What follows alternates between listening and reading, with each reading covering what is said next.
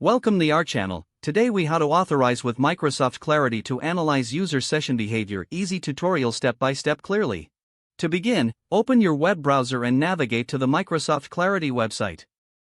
Click on the Sign In button located at the top right corner of the page. If you don't have an account, select Create an account to register. Once signed in or registered, you will be directed to the Microsoft Clarity dashboard. Next, click on the Get Started button to begin the authorization process. You will need to add your website URL to the provided field. After entering your URL, click on the Add a Project button. Now, you will be prompted to select the data sharing options that suit your needs. Review the terms and conditions, and if you agree, check the box to accept. Once you finish, click on the Continue button. You will then see a unique tracking code that you need to install on your website. Copy the tracking code provided. Open the code editor or dashboard of your website.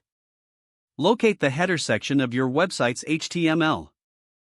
Paste the tracking code just before the closing /head tag. Save your changes. Return to the Microsoft Clarity dashboard. Click on the I've added the tracking code button to proceed. Clarity will then verify if the tracking code is correctly installed. If everything is set up properly, you will see a confirmation message.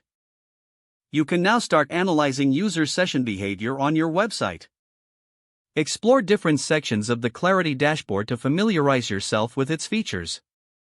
You are now fully authorized to use Microsoft Clarity for analyzing user behavior.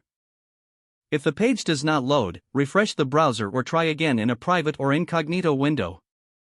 Make sure you are using the correct email address, then retype it carefully to avoid small typos.